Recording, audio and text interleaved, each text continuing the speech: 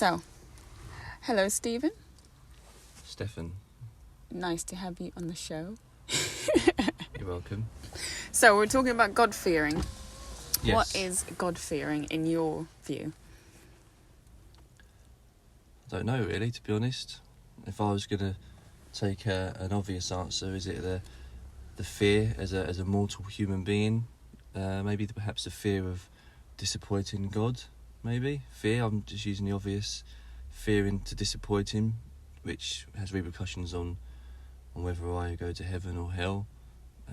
So I'm fearing his wrath, I'm fearing his, the Almighty God and the all-powerful God. So if I do wrong, or if I sin, then what's keeping me in check is, and it's true actually, what's keeping me in check is I'm trying my best. I know I'm only human, but try my best to not sin, because if I do, then I know that's going to be, it's not going to, this, kind of fear. It's still fear as well, isn't it? It's like, it's amazing and wonderful, and sometimes it's very difficult for my mortal mind to kind of translate. It's difficult to kind of get your head around it all, and sometimes it's not about that. So you can look at the universe, you can look at the world around us, and it's amazing and wonderful.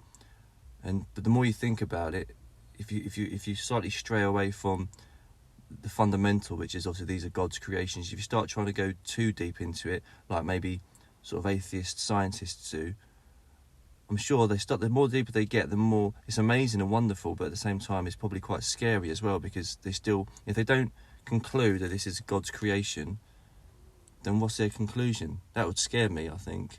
If you look at the world around you, if I'm looking at biology and you find all these amazing scientific breakthroughs, if they don't conclude that, at the end of all of those papers and research, that, in the end there is a bit like fine-tuned universe, a lot of Christian apologetics, they're looking at the, theory, sort of cosmologists and people like that, they're starting to now, with all the evidence and technology, they're realising actually this is a fine-tuned universe, there is a God, there is a creator.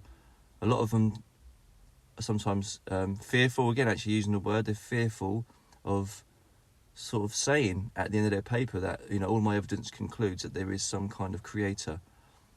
A lot of them don't actually want to put that, even though the evidence is clear in some of their papers. So that's an element of God fearing as well. So at the end of it, they're kind of almost, if they're fearing, they're scared that all the evidence or all the things that they found is pointing towards a creator, and it's so overwhelming for them. They almost get lost in their own research. That makes any sense. I don't know. Maybe I'm going off on. No, it does. It does make sense. Yes, I think it does make sense.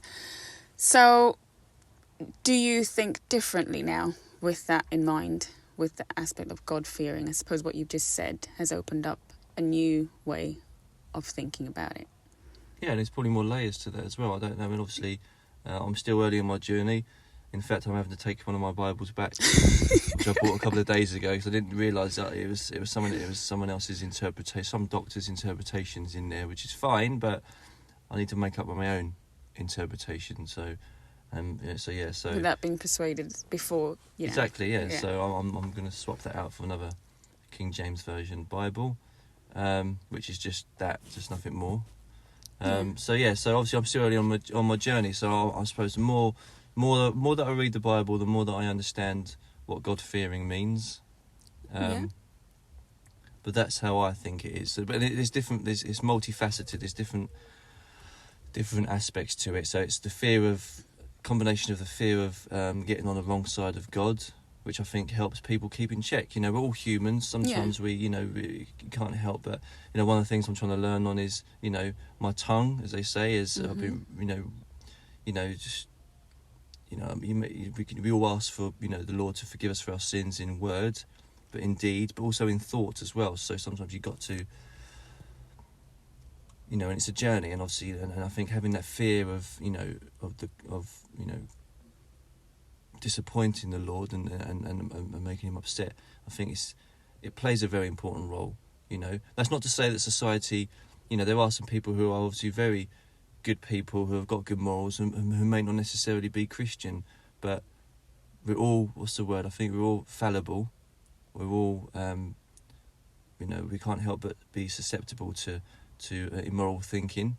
But to have God and to have Jesus, or to have that fear in God as well, I think helps you reevaluate, or at least if you do think or say something that you know is sinful, then rather than asking for God for forgiveness straight away, I think that's important. But I think He knows we're only human. So if we do say something or think something bad, if you know and you acknowledge that straight away and you ask for forgiveness, then again that's an element of God fearing. It's like, I've said something bad, I need to I'll ask forgiveness. It's not just sort of getting out of a habit and just saying it easily because it's an easy way out. But acknowledging, having that kind of almost that kind of feeling in your chest where I've said something wrong and you feel bad and guilty about it, and then you're asking God for forgiveness. And I'm feeling that a lot more now, whereas before, if I said something sinful, I wouldn't feel so bad.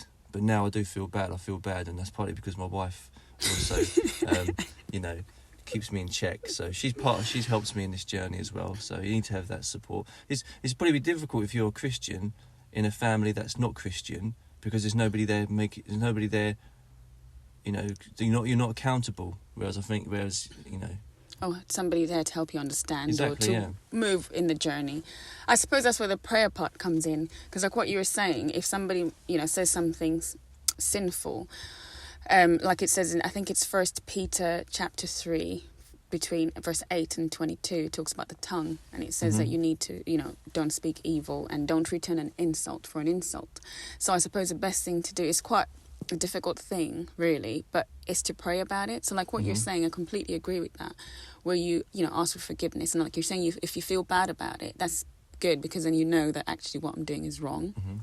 But you ask God for obviously forgiveness, like you said, but you ask Him for guidance and to help you. They say, I don't want to do this anymore, could you please help me? So every single time you do that, you sort of ask for God to help you so that you don't do that anymore. I think that's helpful, because I think in everything that we do, we have to include God. We have to involve Him. And that's the only way we can become better people. It's like with the music, isn't it? I mean, for all these years, ever since I was a teenager, I wanted to do music producing. And I never, for whatever reason, I never ever got to complete a song.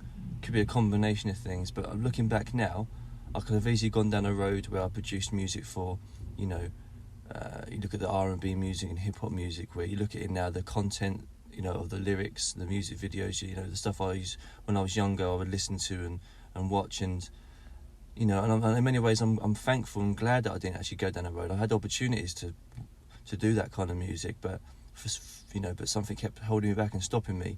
Obviously, it was a combination of the fact that back in the day the equipment and the music software was really expensive. If you ask any producer back in the day, they would use illegal copies of the downloaded software. But now, obviously, I make sure I buy legit.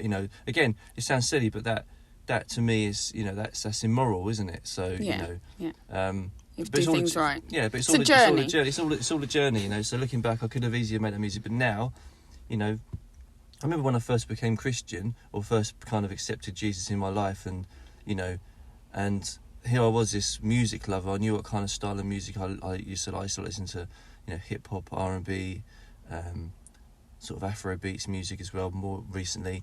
And here I was thinking, well, I want to start listening to music. And before that, the journey before that was kind of trying to change the music I was listening to, because obviously with my daughter growing up, I needed to make sure the music I was listening to didn't have bad language and bad words and stuff. So it was always going to be that journey. Again, that journey which has led me to Christianity, led me to Jesus. So now I listen to music where, there's a Christian message, there's a positive message, and the way it sounds and the instrumentals is, it's not too dissimilar to the music I listened to before, but the rappers are Christian message, or it's African artists, and talking about Jesus, and they're just good positive messages. So now that I want to start making my own music, I know what messages I need to put in the songs, and again, like you said, it's Jesus, in the centre of it all. There's actually a really good song, put Christ in the centre. Yes. There's a really good song, and And yeah, that's Everything will work out. absolutely. So what advice would you give to anybody starting out on the journey before we end this conversation? Well, it's organic, isn't it? I think you can't force it. You know, you're not going to find all the answers straight away. You can't just pick up the Bible, read it from start to finish, and think that is going to give you all the answers. It isn't. You know, it's a combination of things, and I don't have all the answers, obviously, and I'm sure there are people who are Christian apologetics or bishops, and they don't have the answer. I think that's probably one of the wonders of the journey is, accepting that maybe you won't always have the answers, but it'll be comforting to know that as you go through that journey, everything you read, you interpret it as best you possibly can. And in many ways, it's a bit like science, isn't it? You look at scientists; they all have their theories, don't they? And then a theory may stick for decades, and then another scientist will come along and they'll have a different interpretation of it, or which may be maybe an improvement on there. And I think in many ways, Christianity. I could read a verse in the Bible, this weekend, and I may have my own interpretation of it.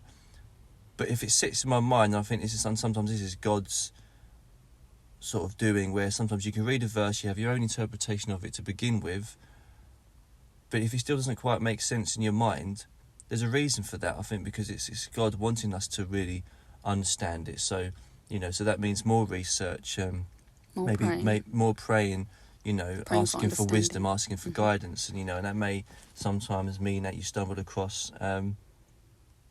somebody who's like a Christian researcher or somebody who's a preacher perhaps, and again, that in itself, you go by your instincts as well, because there are preachers out there which are sending the wrong message.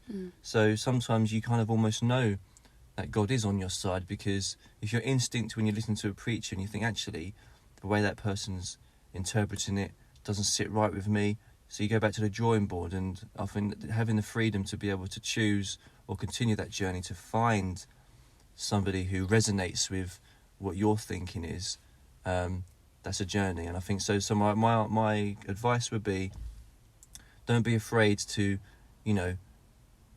be a decade into your Christian journey and sometimes actually say, do you know what, I still don't have all the answers. It's not a race, it's a journey which you should be comfortable with, and trusting God. Okay, thank you very much for your time, Stephen, and we'll continue this another time. Thank you. Thank you. Bye. Bye-bye. God bless you. God bless you too.